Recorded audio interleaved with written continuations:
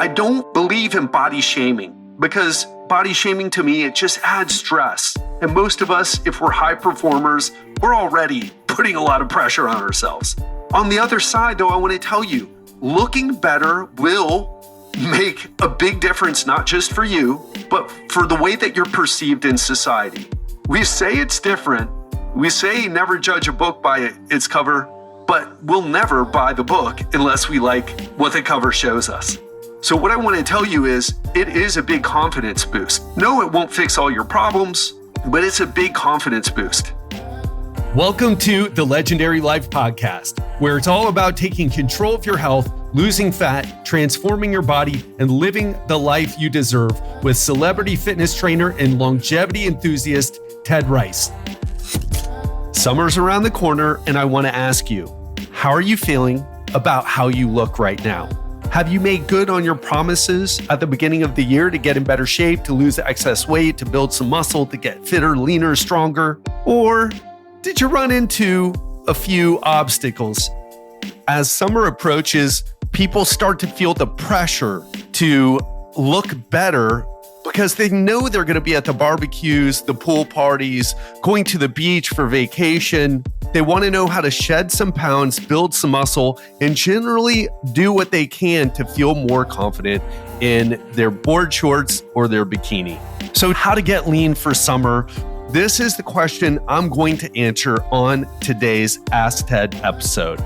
So today is going to be about how to get your fitness in gear, how to get your body in gear. In fact, I'm going to give you a 5-step simple plan to transform your body so that you're lean in time for all those summer activities. If that's something you're interested in hearing, then you're in the right place. So what is up, my friend? And welcome to the Legendary Life Podcast. My name is Ted Rice. I'm your host, health expert and coach to founders, entrepreneurs, and other high-performing professionals. And the reason I do this podcast is twofold.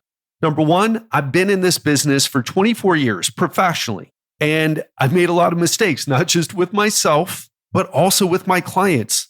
I pushed them too hard with exercise. I focused on food quality without focusing on calories. And what I want to do for you with this podcast is get you super clear on what to focus on so that you get the best results. And the second reason is, if you're an entrepreneur, a founder, a high-performing professional, and you understand the benefit of hiring experts to help you, for example, you probably pay your accountant a lot of money because they save you a lot of money. Well, if you're interested in saving yourself a ton of time and a ton of frustration, and you want an expert like me to guide you through the path, I want you to set up a call with me.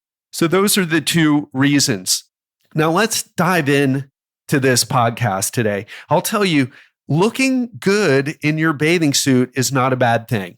Why do I say that? Because when clients first join my program and we have that initial breakthrough call, so many of them have told me, I want to fit into the clothes that are in my closet that I haven't been able to wear for a while.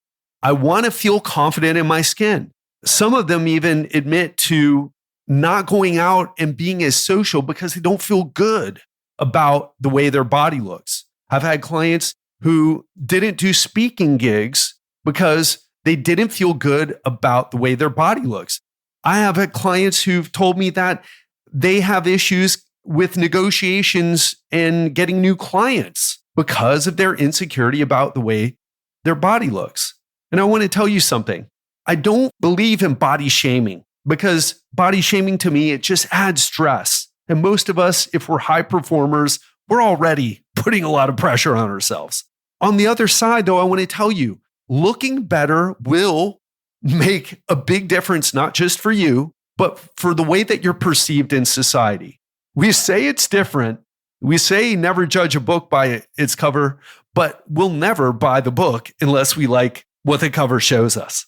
So what I want to tell you is, it is a big confidence boost. No, it won't fix all your problems, but it's a big confidence boost. And I want to tell you, I was 24% body fat when I was 38 years old. Many of you know probably that I'm 46 now. I recently turned 46. But when I was 38, I was almost obese. I've got way more confidence now. because I look better. At least it's one of the factors that have given me more confidence. And what I want to also emphasize is seize the moment. The best time to get in shape for the summer was at the beginning of the year, but we don't have that option anymore.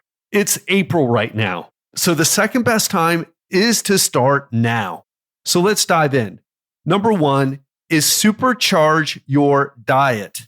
What I want you to do is this. If fat loss is part of your goal, which for most of us it is, including myself right now, the number one thing that we need to focus on is calories.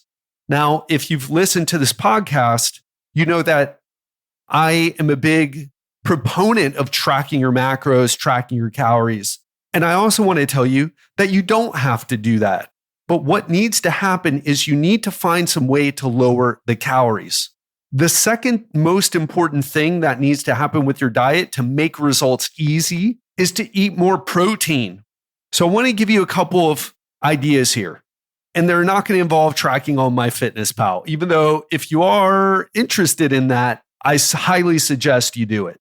But I want to talk about not tracking for a moment because you don't need to track. It's just a helpful tool, but it's the knowledge and application of that knowledge that gets you results. It's not whether there's clients who track and they struggle, even though they're tracking. So what I want to tell you is this. Number one, shoot for 50 grams of protein in every single meal. 50 grams of protein in every single meal. So you don't necessarily have to track this, but you've got to look at what you're eating. Is this 50 grams of protein? If you're out to dinner or out at lunch, now is time to step your game up. You don't have to track your food, but look it up. Oh, I'm having an 8-ounce sirloin or 12-ounce filet or 16-ounce ribeye. Look it up.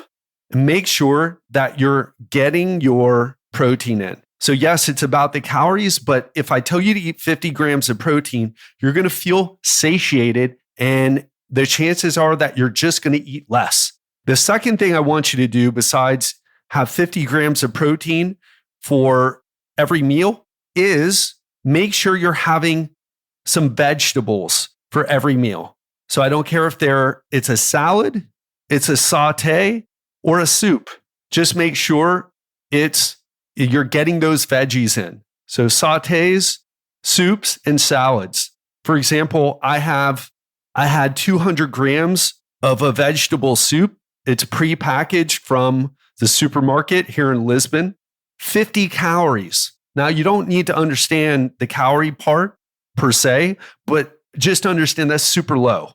And so I had that. I had 125 grams of shredded chicken, and that was my lunch, along with 400 grams of Greek yogurt and 1 scoop of protein powder with some artificial sweetener to make me feel like I'm having dessert. So make sure you're getting those 50 grams of protein with the veggies. The third thing I want you to do is eat 3 to 4 meals per day, but no snacking. 3 or 4 meals per day, no snacking. Oh, but what can I do to have a snack?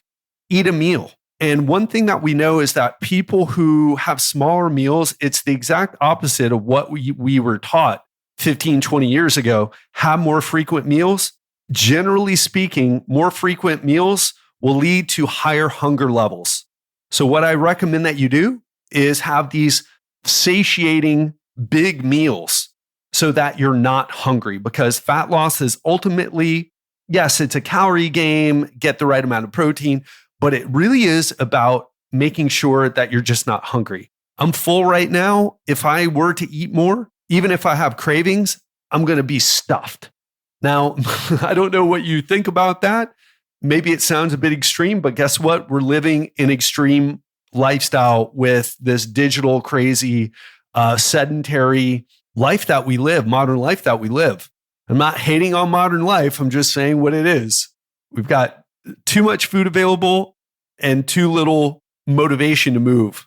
So those are the 3 things. 50 grams of protein. Make sure you also have veggies in every meal and eat 3 to 4 meals per day. I'll give you one more sample meal: egg whites plus veggies for a veggie egg white omelet and a cup of coffee in the morning. If you need to have something, throw in half of a thin bagel, a slice of bread, or maybe 30 grams of oatmeal. That's an example of what you can do. So let's move on. Number 2 is ignite muscle growth with resistance training. But what I want to tell you is this. Sometimes I tell people lift weights. It's the thing that we know helps the most with fat loss. And sometimes people listen and sometimes people don't. And I want to ask you, are you listening? Because this is key. If you're thinking to yourself that you're going to do, I'll follow that diet information, hit the 50 grams of protein with veggies and have 3 to 4 meals per day and avoid the snacking. But, I really like cardio better. I feel like it helps me get leaner and the weight goes down faster. And what I want to tell you is this. We know from research that cardio tends to cause muscle loss in people who have been training. So in other words, if you're a complete couch potato right now and you start doing some cardio, you might actually get some muscle growth. But if you're kind of active, or if you're already doing cardio as your workouts, you're going to want to shift to lifting weights. And you want to do 2, but I really suggest that you commit to 3 weekly full body workouts. What do I mean by full body? You're doing, let's say, 6 exercises, at least 6 exercises. You're doing 2 pushing exercises. You're doing 2 pushing exercises. 2 pushing, 2 pulling, and 2 leg exercises. So 2 pushing, 2 pulling, 2 leg exercises. An example of that might be bench press, seated row, and goblet squat. The second round of pushing, pulling, and legs would be, let's say, overhead press with dumbbells, dumbbell shoulder press, let's say a lat pull down, and then seated hamstring curls. That's an example, but commit to those 3 weekly full body workouts. And you can, what I just said, those six exercises, you can repeat them for all 3 workouts. So do 2 pushing, 2 pulling, and 2 leg exercises. And of course, focus on the most important thing for muscle growth, which is taking each set close to failure. What does that mean? Let's say you're doing a goblet squat.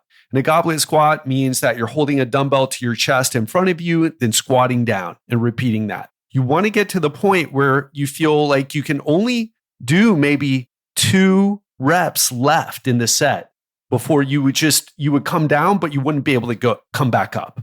That's what you want to achieve. And if you're not doing that, the weight that you're using doesn't matter.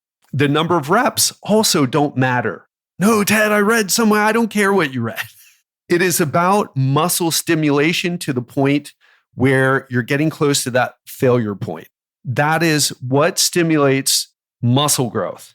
Now, you got to use good form, but it's bringing every set close to that failure point. Not exactly to that failure point, but staying around 2 reps in reserve is what we call it, reps in reserve. So having like 2 reps in reserve, you don't need to go to failure. In fact, that's what causes you to be super sore, and it can cause issues with progress week to week. And those full body workout sessions, if you're going to do 6 exercises and you're going to rest maybe 90 seconds to 2 minutes in between sets and do maybe 2 to 3 sets for each exercise, that's going to take you 45 minutes or less. That's how you reap the rewards of a shorter gym session and still get powerful results. Number 3, transform fat into fuel by staying active. If you have a phone or a wearable, I want you to go check your step count. What is your step count? Pause this, go check your step count. And when you come back, I want you to answer this question. Is it 5,000 or below? Because if it is, you are sedentary. Oh, but I still go to the gym 3 or 4 times a week, and you're still sedentary. This is a mistake that I made earlier on in my career and also with my clients. Don't make this same mistake. Understand that being more active, shooting for, let's say, 7 to 10,000 steps per day, it's going to get you leaner. 7 to 10,000 steps might sound like a lot, But I want to share something a client told me recently. They said that they were walking their dogs. They said that they were playing with their son. They said that they were, I forget the other thing that they were doing, but working in the yard. They got their steps in by being active. So if you've got kids, start playing with your kids, chase them a little bit, or at least walk with them.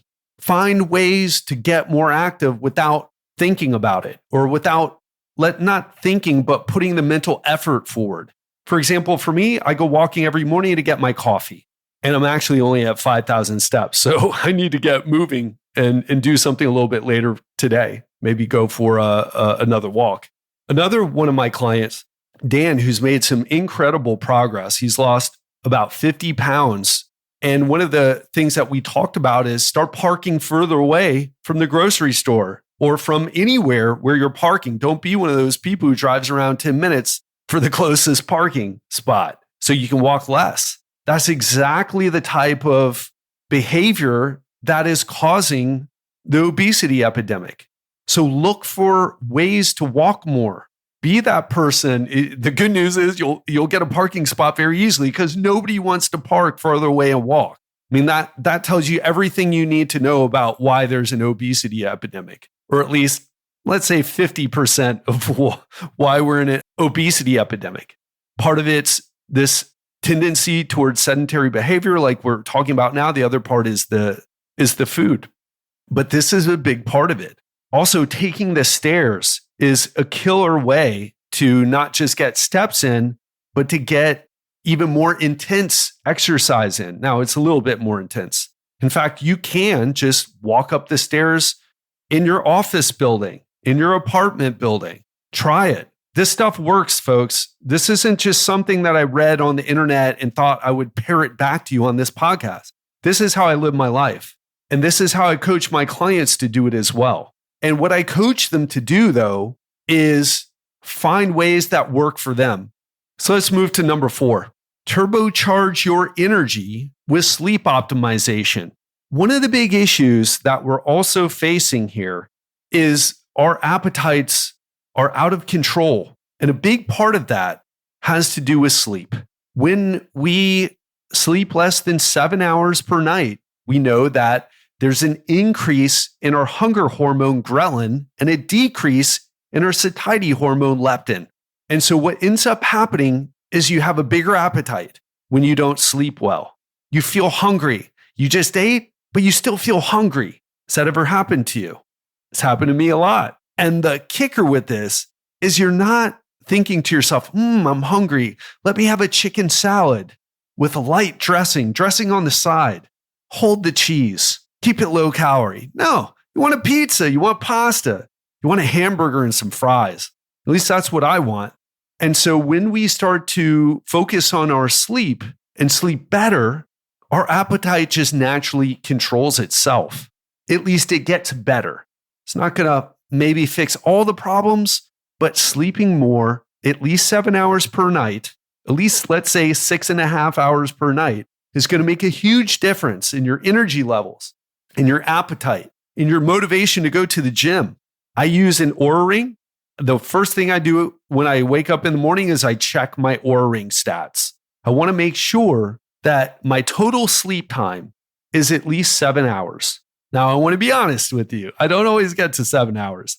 I'm one of those people who used to wake up. I'd wake up after 4.5 hours or 5.5 hours. I'd be like, no, I think I'm ready to go now. And it's taken me a long time to figure out what I needed to do to dial in my sleep to where I could sleep for 7 hours. Now, I'm not going to go into that today, but I will put together a cutting edge sleep system guide soon. And I'll be sharing that with you here because I've made some new strides with sleep and I want to share them with you. In the meantime, do the basics. Number 1, make your bedroom dark. Number 2, make it cool. Number 3, make it quiet. Dark, cool, and quiet. This is cliche. You probably heard it a million times, but do you actually do it? I'm in Lisbon right now, in Lisbon, Portugal, and I have shutters on all my windows. It is pitch black at night. I can barely see to go to the bathroom because I do wake up to use a bathroom. And it's cold right now, so I don't have to mess with anything. I don't have to turn on the AC, in other words. And it's quiet in this particular area that I'm in at the moment. But just in case I ever end up in a noisy place, I carry around earplugs with me. And again, I use the Aura to track my sleep quality. And I make sure that I'm getting a total sleep time of at least 7 hours. Sometimes it's hard to do that, and I get 6.5. But I wake up after 5.5 hours and I get myself to go back to bed. That's what I do these days. Not all of us can be in that position, but if you're one of those people who you wake up and you feel like, you know what, I still have a few more hours, I don't need to be up right now, try to get yourself to go back to bed. So let's move on to section 5, which is track your triumphs. If you want to dominate your goals, you got to track your triumphs. So what I want you to do is this. Do the same thing that we do in our coaching program. We have our clients weigh in. We have them measure their waist. We have them take pictures of themselves. Now, with the weight, you can do it once a day or at least once a week. But you have to use something else other than your weight, because weight's a metric that describes the gravitational pull of gravity, or I just said that, the gravitational pull on your body. What do I mean? There's no difference between 10 pounds of muscle and 10 pounds of fat according to the scale. But how you look, that's a totally different thing.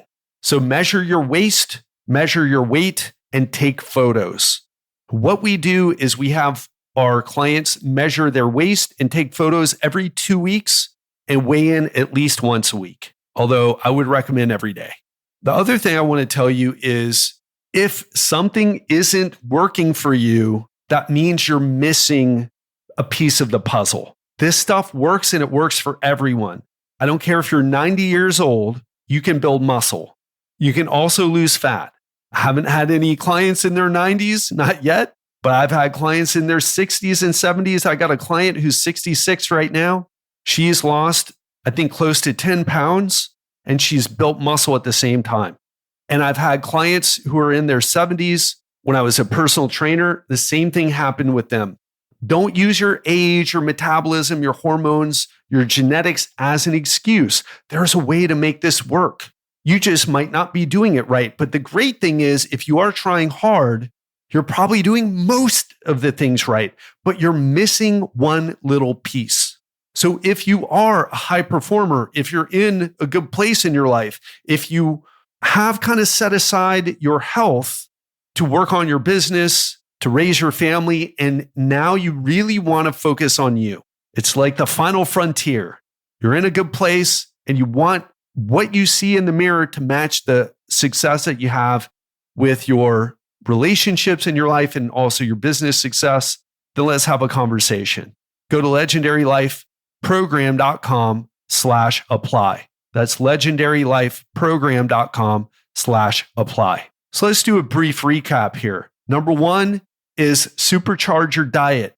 Get those 50 grams of protein in every meal, along with the veggies, sautés, salads, or soups, and only have 3 to 4 meals per day, no snacking. Number 2 is ignite muscle growth with resistance training. Commit to 2 to 3 weekly full body workouts and make sure the 2 to 3 sets that you do, you're taking every set close to failure. You don't have to hit failure, but you got to get close. Number 3 is track your steps and shoot for at least 7 to 10,000, really 10,000. You want to get lean, look great, hit 10,000 steps.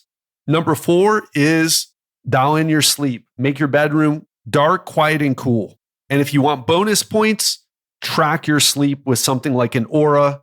Whoop, a lot of people like as well. I've never used it before, but track your sleep. And number 5 is track your triumphs to dominate your goals. In other words, weigh yourself at least once a week, take photos of yourself every 2 weeks, and measure your waist every 2 weeks. For those of you who carry more weight in your hips, you can use your hips instead of your waist, but the recommendation is the same. Now let's wrap things up. And what I want to tell you is this: fitness is a process. not a one-time event. And why I tell you that is this. Once you get things started, which is the easier thing to do, I don't want to say it's easy, but it's the easier thing to do, find a way to keep it up. And what I want you to do is focus on how to change things when you get the curveballs. Change your program. Focus on how to change your program when life throws you to curveballs. So I said, get 7,000 to 10,000 steps. But guess what? Getting 5,000 is better than getting 2,000. I said, work out for 3 times a week, but getting in 1 workout's better than getting 0 workouts a week. Learn how to be flexible. But again, that's a story for another time. What I want you to focus on now is getting in motion, because once you're in motion, it's so much easier to overcome the obstacles that you have. So what I also want to challenge you to do here is take swift action. If you feel motivated right now, so many people mess this up. Please don't be one of these people. Once you have the activation energy, once you have the motivation, which is described as or defined as the activation energy, once you have the motivation, act on it. If you get really excited after listening to this, and perhaps you already had a little bit of motivation already, and that's why you listen to this podcast, because you're excited about the idea of getting lean for summer, take action on it. Because what happens, the motivation goes away. And what do you do after that? You say, you know what, it's not the right time. But what you're really saying is, I don't have that spark of motivation. I don't have that spark to take action. So what I want to tell you is, when you have that spark, take action on it. Be bold, take swift action. And so what I want to leave you with on this episode is, what can you take action on right away? Maybe you're doing some of the things that I shared, but maybe there's something you're not doing. Maybe you're not tracking your progress. Maybe you're working out, but you're not really dialing in your nutrition. Maybe you feel like you have your diet dialed in, but you've kind of been skipping the gym. What is it that you need to do? Take action on that, and take action right away. That's all I've got. Hope you enjoyed this episode. And remember, the best time to get in shape for summer was in January. The second best time is right now. So go take massive action. That's all I've got. Have a great rest of your week, and I'll speak to you soon. And on Monday, get ready to discover the top 8 foods that can help you supercharge your brain power. We all know that what we eat plays a critical role in our health. And I often talk about calories, but I don't normally talk about food choices. And I wanted to take a different approach on this episode. So on Monday, we're going to delve into the science behind these brain-boosting foods and how they can enhance your cognitive function. So if you've been wondering, Ted, is there more to nutrition than just the calories in, calories out? Isn't there a way to improve my health or maybe boost my productivity, my brain power? Well, you're going to want to tune in on Monday to find out more. Speak to you then, and have an amazing weekend. Are you a busy professional who's crushing it in your career or in growing your business, but you're struggling to lose weight and transform your body while fitting in your social life as well as your work obligations? If the answer is yes, well, let me help you get into the best shape of your life while thriving in your business. Go to legendarylifepodcast.com/apply and schedule a 15-minute strategy call with me today.